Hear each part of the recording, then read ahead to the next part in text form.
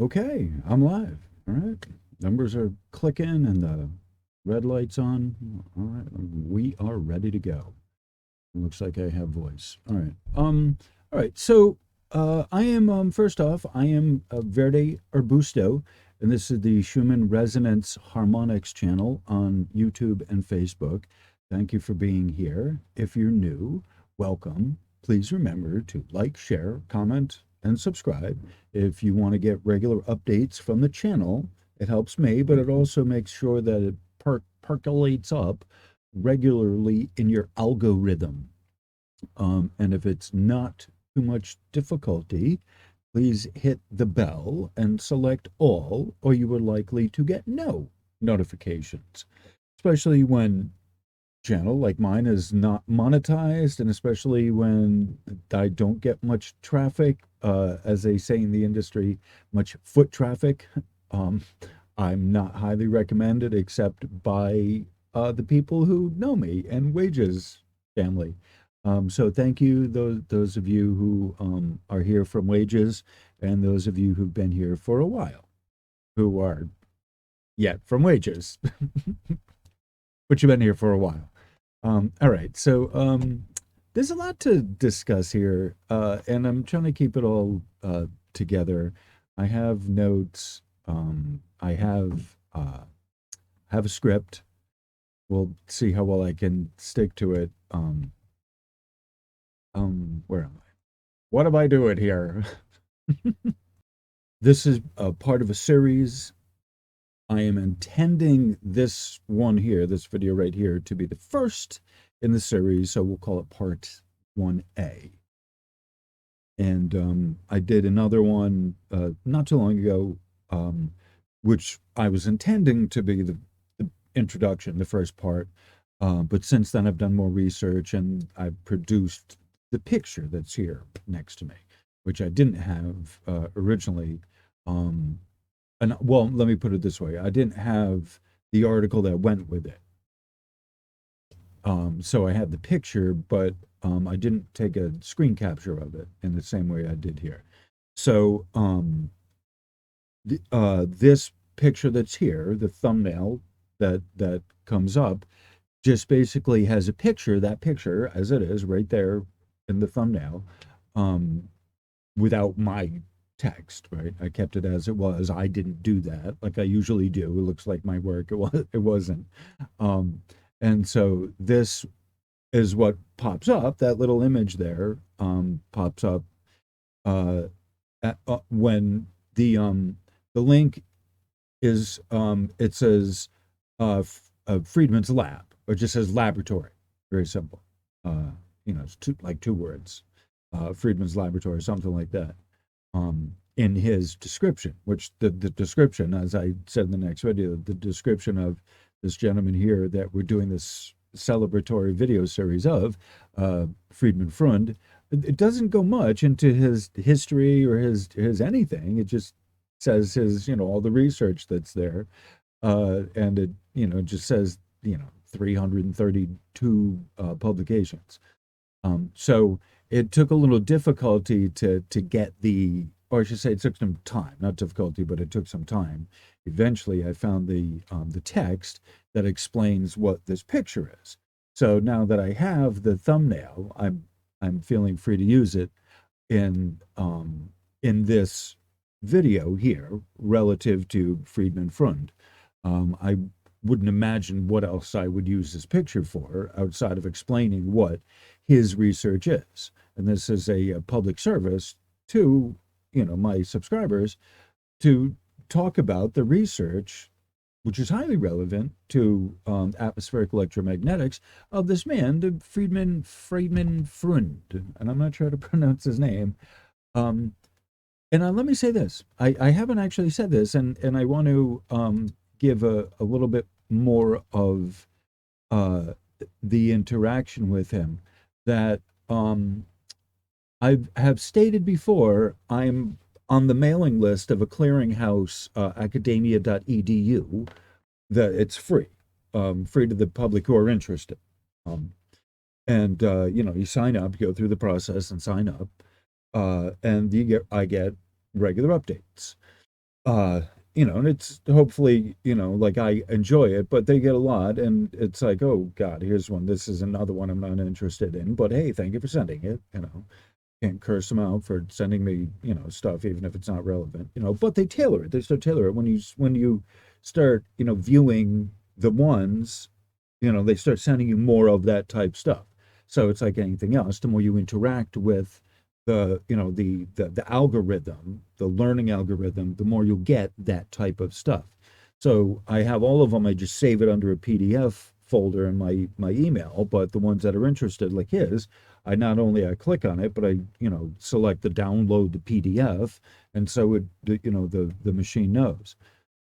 Um, so I get a lot of research, and the ones that interest me, the ones that are related to the atmospheric electromagnetics, either the volcanoes or the earthquakes or whatever else in there. And in this guy's case, other, the effect on biological organisms and things like that. Like, oh yeah, definitely. And there's other things along those lines that I am definitely interested in. So, I feel it's important to, when they ask you, because they ask you when you download it, would you like to send a note to the author? Yeah, hell yeah. So I would send a note every time I would download one. I would send an author, a note to the author, just a really quick note. Thank you for your research. I appreciate it. I have a channel on, Schumann resonances and atmospheric electromagnetics. I'm finding your information useful. I give you credit, and I'd like to talk to you more about it. Right? It's fairly simple, but it hits all the bases. So I send it off. I think it's important. I feel it's important when I download the work to let the author know what I'm using it for, and see if hopefully I can invite that person for a dialogue on my channel. Hopefully, on Facebook somewhere, do a Zoom interview. I don't know what. But that is the plan, hopefully. And of all I think I know of 10. I'm pretty sure 10. There may be 11. I don't think there's more than that, but 10, we'll just call it 10, of the authors that I've written comments to, sent a message when I've downloaded it. Of all of the 10, this one gentleman is the only one who's responded. He said, I'm interested to hear what you have to say. Email me. So I took his regular email and contacted him. Haven't heard back, still waiting to hear back from him. I think it would do me well to, when I'm done with this. And I sent him the link to the first video of his that I did, the rocks that sparkle and crackle, which I mentioned here. Here, where am I? Here, somewhere here. That I mentioned his work. I sent him the link to the video I did of the video talking about the rocks that sparkle and crackle, smart rocks. All right, so we're in fact, it was November 1st I posted that, actually, because I've recently looked. So almost a year ago, we're almost nearly a year ago, we're back to this gentleman's work. When we have an uptick in the meter readings, and people see the spikes, and their head starts going all over the place, it's important to bring it back down to the research and what's actually happening, and what the numbers say, to hopefully kind of reassure people, and and help you figure out what's what, and one from another, as it were. That's part of what the discernment, asking for discernment, is you put everything in its right place. And so that's one of the things that we're going to talk about here, the difference between, the VLF signal, which is a higher frequency than the Schumann resonances, which are not atmospheric electromagnetics per se, in the way that the VLF is. And so, again, the Schumann resonances, you got to remember, Schumann resonances are the humming, like the ringing of the bell. You hit the bell and then it rings. This is the way. Why do I keep using that? Because Professor Schumann himself described the resonances bearing his name as the atmospheric ringing. The atmosphere would ring such as it would a bell. Of course, he's saying this in German, and I don't have the exact way he's saying it. Der Glockenspiel. You're trying to think with the bell. The German word for bell. I think it's Glockenspiel. People who speak German, feel free to correct me. Put it in the comments. And if you have any comments, feel free to put them in the comments. But definitely, I want you, if you have questions on anything, please put, the questions in the comments. And for God's sake, if you have a question, end it with a question mark, so I know it is a question, right? Statements that end with a question mark, I treat as a question, and I will answer them as a question. But if you make a statement, even if it has question words in it, and you don't give me the courtesy of putting a question mark at the end of the statement, I won't know it's an actual question. Thank you. It's like rules of the road out there with your car. Stop sign may be a suggestion, but it's a really freaking strong suggestion. Okay, it's a law. Like penmanship. Punctuation. It's a courtesy, but oh gosh darn it, it's a really good courtesy. Thank you. Period.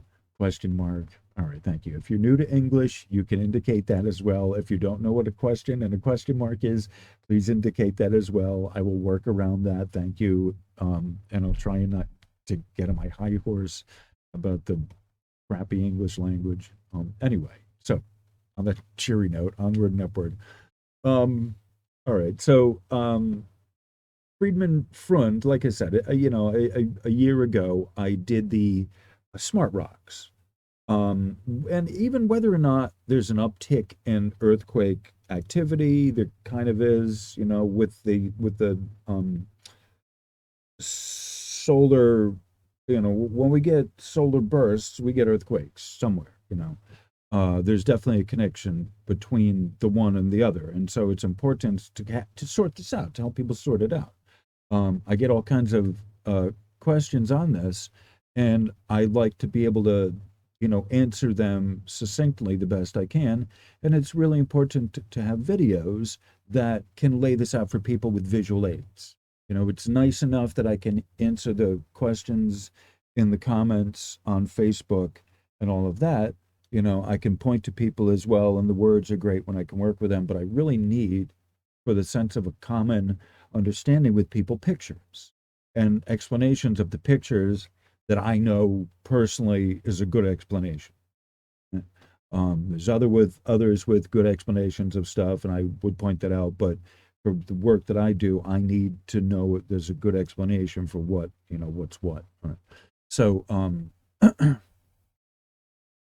so we are, I'm introducing the career of Freidemann Freund, right? He's well known in his circles, believe me, but the general public wouldn't really know. And even though this is completely relevant, you see right here, earthquake. Okay, hold on a sec. Okay, all right. So right here, earthquake. All right. So even even though this is relevant to earthquakes, and this is very much, the guy has years of experience and hundreds of publications under his belt. Even for someone in the circles, like say Dutch sense, who does earthquakes, right? This is something that may not even have been, this is someone that may not even have been within the research of Dutch. I don't know. I've never heard him mention his name. I've heard him mention other researchers' names and who do, other such. Dutch does research, right?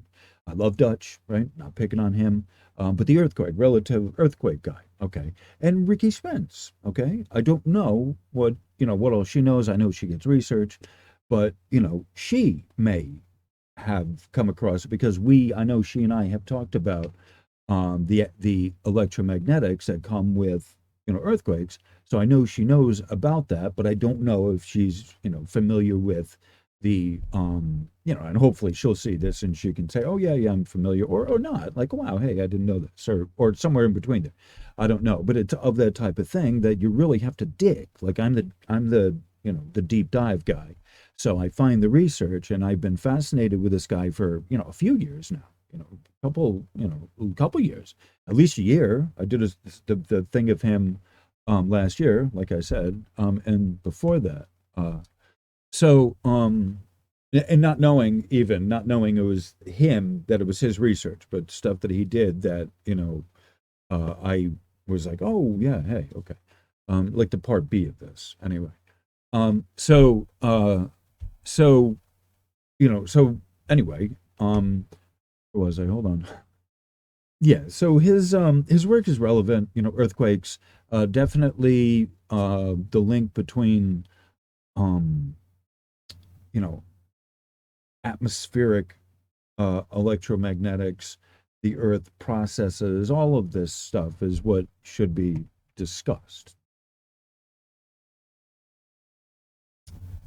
All right. I'm going to explain this a little bit. I try to my generally my process, my procedure is that when I have a thumbnail up, because mine are a lot of times constructed for the video. So I try to explain at some point. I try to explain the kind of thumbnail that I've used for my video, and so because it's not, I don't use it for clickbait. I don't use it, generally speaking. I mean, I want to get people's attention, but it's, I present it the best way that I can for the public, but it is its lesson. And the I make them, these video, I'm sorry, the visual aids to be a thumbnail for the public to see and have it kind of interesting. So this particular one was done for me. Uh, and I will explain it. This is, what came up as I'm doing my research. So I'll explain the right half in the course of, the reading the material. But for just for those who are new here, for those who aren't familiar, as a review of what we're talking about, um, is we're talking about stress activated current. Okay. That's generally speaking what this here is, showing the stress. Okay, these right here. Okay, that this earthquake, when it's showing you this here, the yellow, it's releasing oxygen, O2. And these have negative charges, plus minus, some are negative, plus or some. All right. So they're talking about the electron bonds at the valence level. Okay, I've done a video on this, and I think maybe I'll do a actual separate video on what the valence and the valence shell. I think that might be a very useful, helpful thing. I think I'm gonna consider doing that anyway. So when we're talking about at this level, the plus and minus, right here, the plus and minus, plus minus. This is at the electron level. And a valence shell has to have 8. There's electron pairs. So in order for it to be stable, there needs to be an even number of electron pairs.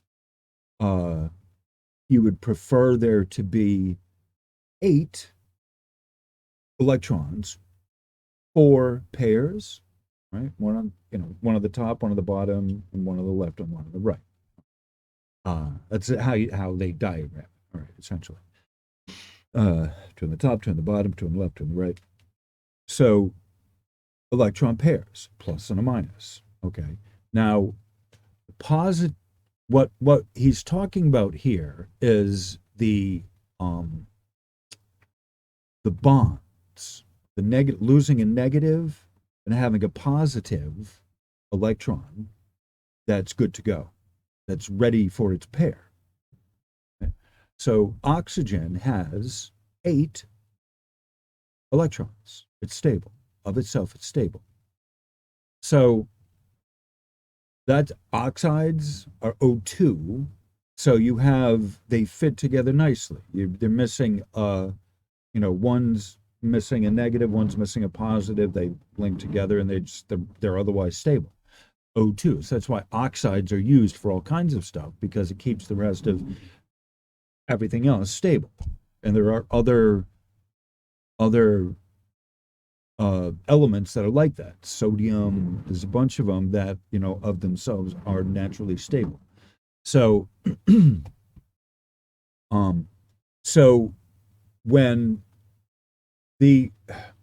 as a fact, little known fact, there is an amazing amount of oxygen that is locked up into the crust, into the rocks, the volcanic rocks, right?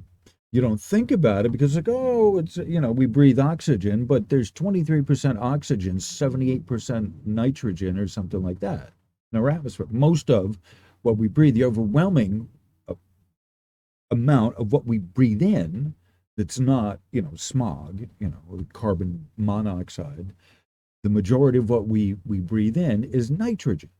And oxygen is less than, a third. It's like 23% or something. Less than a third of what we breathe in. The majority of oxygen that is to be had is locked up in rocks of the planet. Think about that. People can argue with this. That's fine. Okay. But the handbook of mineralogy, I believe, is the one that I'm getting this information from. This is a little known fact of, of life here on the planet, that, you can't breathe in pure oxygen. It will just, like, people that have had, like, smoke inhalation and stuff like that, they give them pure oxygen, and it's not even, I don't think it's like actually pure oxygen. I think it's still a mixture of like argon or something, in there, or, something else, an inert, element. I don't know that much about it, but for the people that have had, like, smoke, what do you call them, smoke inhalation, firemen that have that, they go through an oxygen therapy, this type of thing. But I don't think it's, it's all 100% oxygen. Oxygen burns. It's otherwise volatile. It's otherwise caustic. I don't think caustic, but it's otherwise volatile. It burns, rapidly. Pure oxygen burns rapidly. Oxyacetylene for welding and cutting, because acetylene is a gas, but they mix it with oxygen. Oxyacetylene welding. Heat. And it's cutting. It's more, they use more for cutting. So there's a lot of oxygen that's trapped up in the crust that are stable like that. What happens is when the earthquake comes, right, you now have, they're free. They're free to kind of float. They would otherwise kind of float. And they are introduced as, and you get, with earthquakes, and this is where we're going into with this, you get other discharge of stuff as well. It's not just an earthquake. There are discharges of lights. There are discharges of sound. The cows know it. There is a discharge of voltage, atmospheric voltage. There's the discharge of oxygen. He's showing you right here. O2, okay, oxides, oxygen pairs. They're broken, but yet they're still working as a team. And what else? And radon. Talk about radon emanations.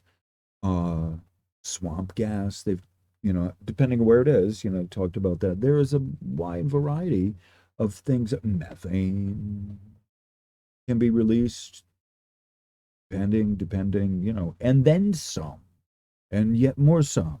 Ancient, Mary Greeley when she does her earthquake reports, and she's talking about going through the seismographs, spectrogram. I'm sorry, when she's going through the spectrograms, she's showing you this is ancient helium, I believe, and she's showing you the different based on color of what what it's measuring. It's showing you the element that's being released with the earthquake, and so that's what the spectrogram there is showing you. That's not the spectrogram there of that they're giving you of Yellowstone that Mary Greeley is showing you. That's not what the Schumann resonance spectrogram is showing you.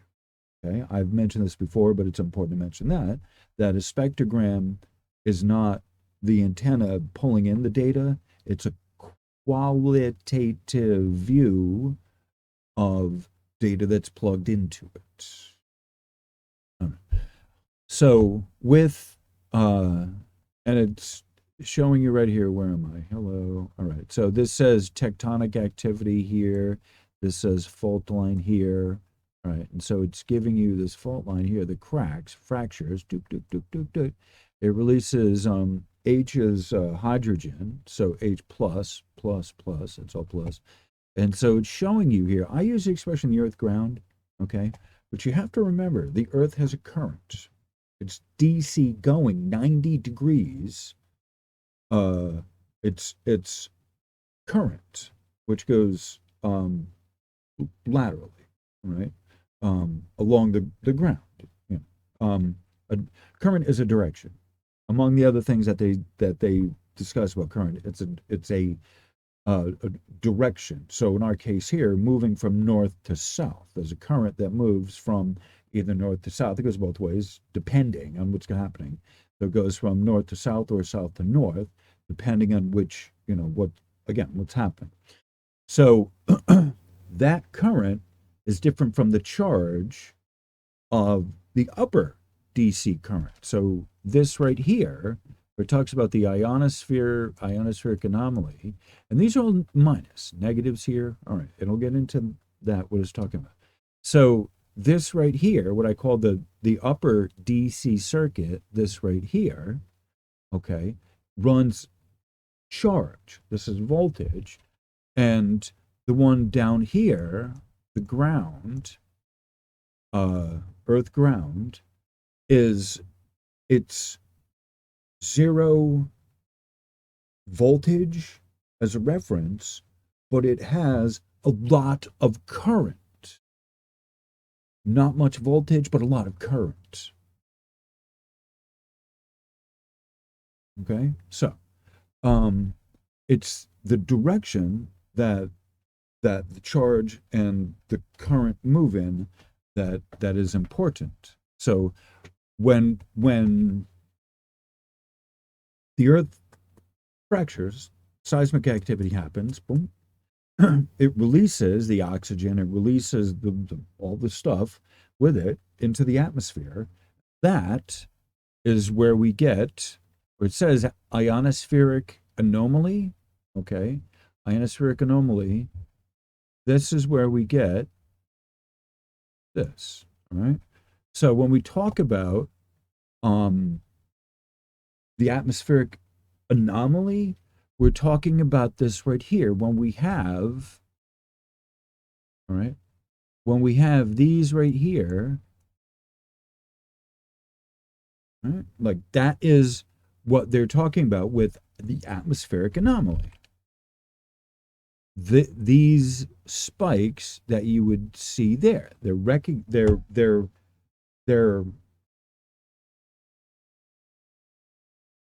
recognizing, they're recording those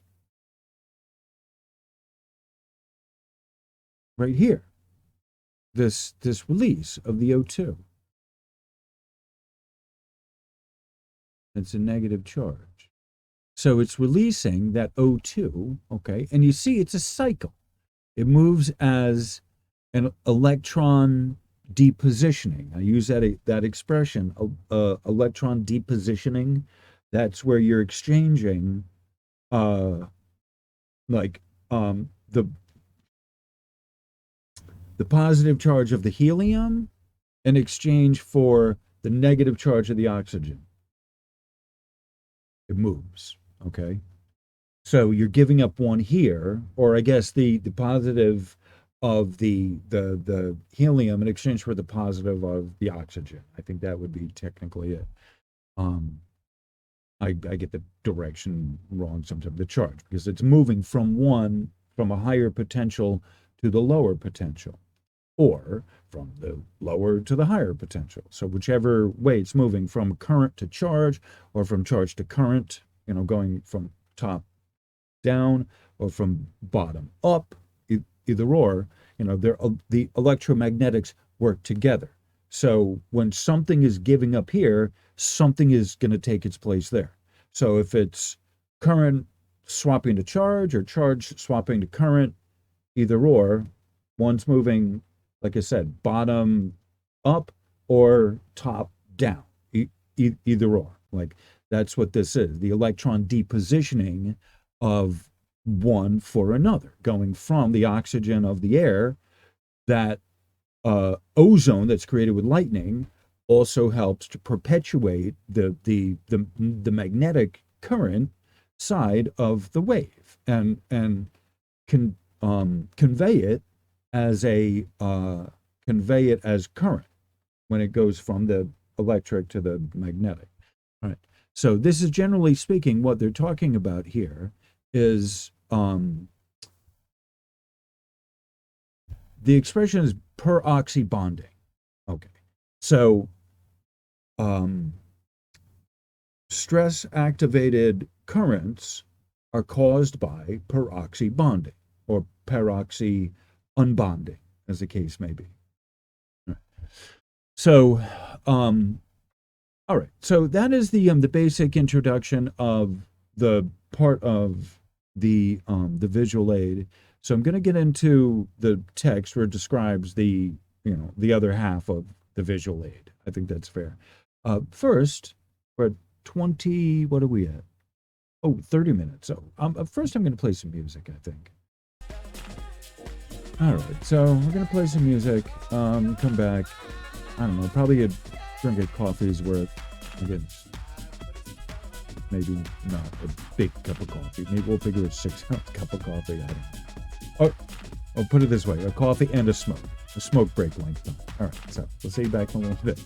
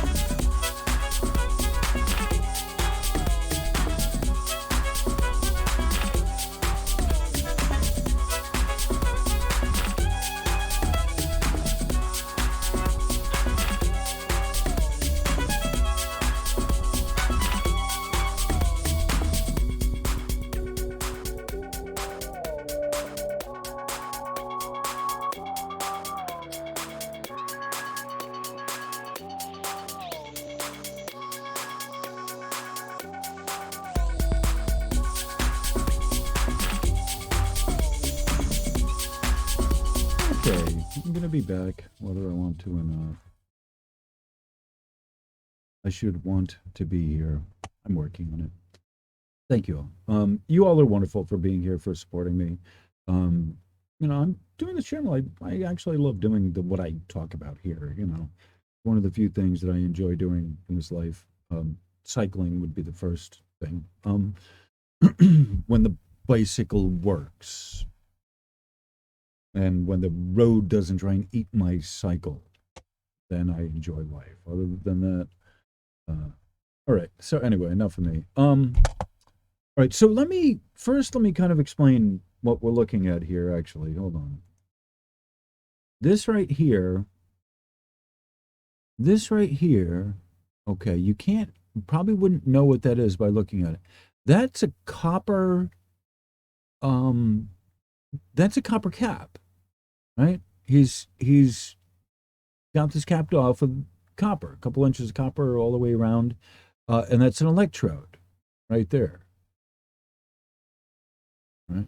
So he's got that electrode tied, and he's showing you that he's got the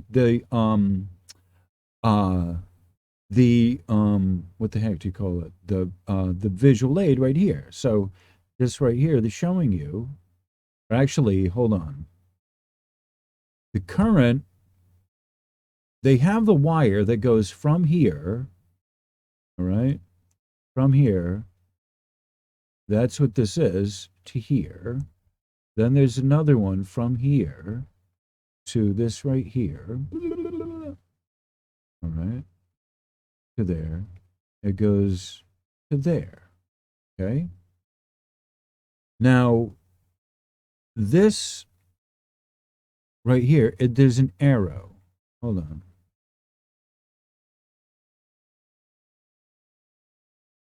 Show you. All right, just so you see.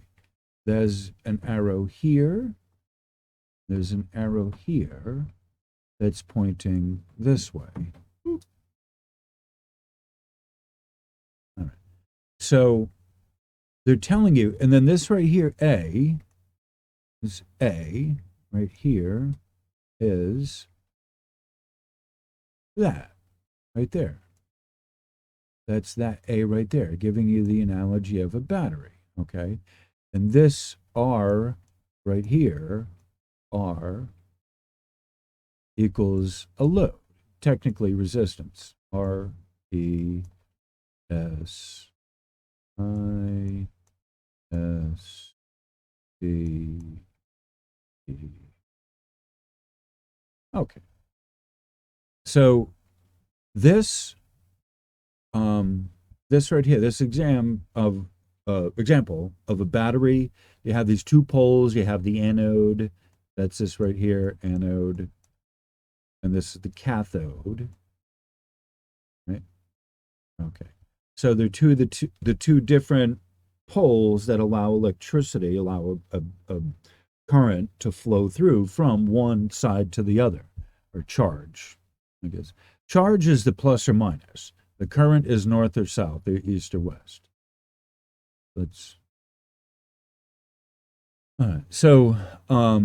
So you see the electronics right here. This is what's measuring everything. So what is telling you, what you're seeing here is that this machine, this crazy machine right here, all right, that is producing a pressure on the granite, the rock. This right here is stone. It's actually not rock, it's stone. All right. So this right here is granite.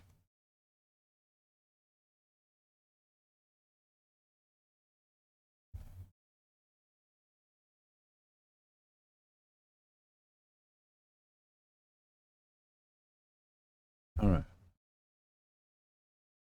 Here, and they're providing a vertical downforce there. And it's showing you right here, you have a terminal here, and then a terminal here. right? And that's got a certain voltage to it, right? E, that's showing you that's what the E is.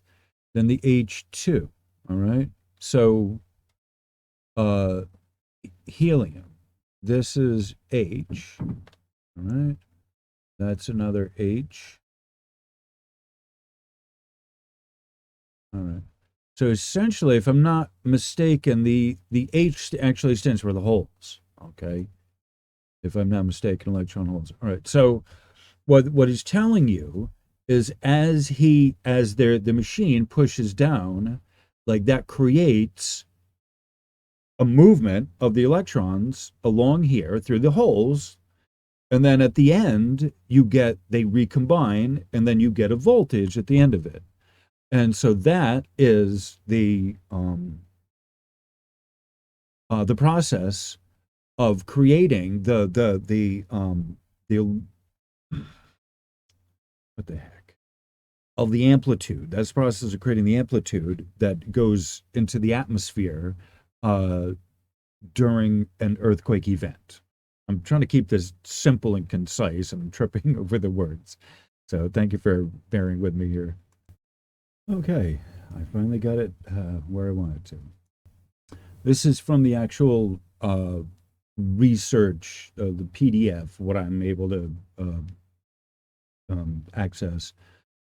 Uh, the reference is down here.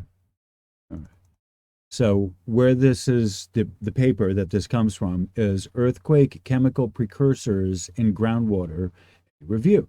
Scientific figure on ResearchGate, available from HTTP's ResearchGate, blah, blah, blah, and that's where the address is. And it's accessed 26 October, so that's today. Okay. Okay. So I think we can see that well enough. All right. So I'll read to you what I already explained. This is uh, earthquake chemical precursors in groundwater. An experimental demonstration of a stress activated current flow through granite while stressing it to less than 1/10 of its fracture strength. B, all right, so what it's doing, this is A, explaining you what's going on. So this is A, I just read that. B, this part here, all right. Electric circuit showing stress activation of E, E1 electron and charge and H plus charge carriers and outflow of H plus through the unstressed rock. So, so the hole, the charge carriers are the hole. So H is those holes. All right. So that's what they're explaining it to. So the positive holes, which are which are a deficiency in the bonding, basically. So because there's oxygen that is able to be released, it does get released upon a fracture. Essentially, what it's telling you. The analogy, this is the analogy to a battery I just showed you. The R is a resistance or a resistor, which is your load, essentially. Like a light would be a resistor, it's a load, it's work, it's something that takes from the battery to cause it to do something. And then it's showing you here these two graphs. All right, so there are different states here. All right, so you may have, you see one, that's one, two, two, three, and four. All right. So one is the sharp onset during loading. This here. Boom. All right. So once you start it, it loads it. There's a sharp increase. Then this two is saturation point here. And then three is a slow decay during the constant load, as everything starts shifting and regulating. It's less of a load. It starts aligning itself into one direction. And then sharp decay during the final stage of unloading. So as it sends the charge, the holes, right? You saw the diagram of So these the positive holes of the oxygen being released, right? That's what, that's what this is here. That's what they're talking about. The sudden release. All right. Or just all right. So that is all right. So that's his work. So that's the I just gave you at 45 minutes into this. I just gave you the explanation of the thumbnail that I've used, the picture, where this is from, what it means, what they're doing. This is all relevant. This is everything that's wonderful. All right. So let me read to you, I think, maybe not. I don't know. Let me play some music. Let me have a drink of coffee and try and figure this out. Oh, please. I suggest you do the same. I'm going to pause this. So, let's get our bearings. Oh, and it's important to mention this is subject to copyright. All right. So it's, from the Journal of Seismology. Here's a nice big picture of that. And here is the diagram they're showing you of the, the stress fracture and, all of this wonderful, the data there. All right. So I wanted to make sure we can actually see that. And this is one of those ones I was talking about. They consult, someone who's an expert in a particular field, and he's the last one of this because he has a lot of experience in, materials and putting materials under stress and measuring them and all that kind of stuff. So the research is done in conjunction with these other wonderful researchers before him. So I just wanted to point that out. So even though it's not his full research, I'm still using that because this is relevant to the subject matter at hand, and I think it's a very interesting picture. Okay, back on. All right. So what I'm gonna do is my goal is to have like 1 hour videos here of the in this series of Freidemann Freund. Okay. So even though it's interesting, like an hour is what I can stand, it's what I'm able to do, and it's about what people are, like can reasonably listen to. All right. So I'm going to I have up here the abstract for the pictures that I just showed. I think it'd be fair to read all of the research, get it all out there, and kind of use that to wrap up this video, and then the next one kind of finish where I had intended this one to be. All right. Like I said, I'm coming in on an hour, and I want to stop at around the hour mark. All right. So it says, and I'm just going to read this here. We review changes in groundwater chemistry as precursory signs for earthquakes. In particular, we discuss pH, total dissolved solids, TDS, and electrical conductivity, dissolved gases in relation to their significance for earthquake prediction or forecasting. These parameters are widely believed to vary in response to seismic and pre-seismic activity. However, the same parameters also vary in response to non-seismic processes. The inability to reliably distinguish between changes caused by seismic or pre-seismic activities from changes caused by non-seismic activities has impeded progress in earthquake science. Short-term earthquake prediction is unlikely to be achieved. However, with pH, TDS, and electrical conductivity and dissolved gas measurements alone. On the other hand, the production of free hydroxyl radicals, which are OH, subsequent reactions such as formation of H2O2 and oxidation of AS3 and AS3 and ASV in groundwater. I have distinctive precursory characteristics. The study deviates from the prevailing mechanical mantra. It addresses earthquake-related non-seismic mechanisms, but focused on the stress-induced electrification of rocks the generation of positive whole charge carriers and their long distance propagation through the rock column, plus on electromechanical processes at the rock water interface. Okay, hope you got all that.